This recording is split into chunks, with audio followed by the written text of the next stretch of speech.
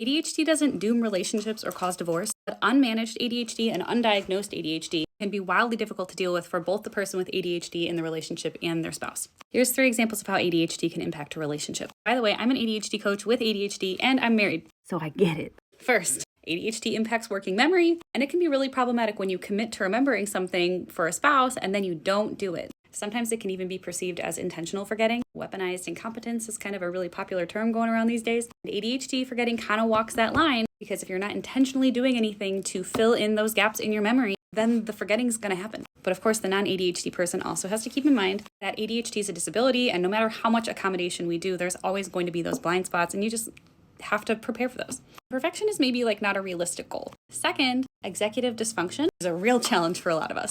Managing time, organizing things, keeping your space clean is not a thing that the ADHD brain does well. There are tools for this that the ADHD person should be using, but also the tools aren't going to bring you up to the level of functioning of a neurotypical person in most cases.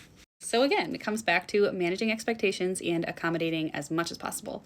And number 3 is the emotional dysregulation, which sidebar is not in the diagnostic criteria in the US, but it is in other places. Anyway, here's how that could look. Non-neurospicy partner says, here is some feedback about something that is frustrating me at the moment. Neurospicy partner perceives, you think I am a terrible partner. Non-neurospicy partner says, I would like it if you could improve this. Neurospicy partner says, I can't hear anything you're saying because this interaction is reinforcing my belief that I am not good enough, so I'm going to react in a way that seems inappropriate and too big of a response for this situation.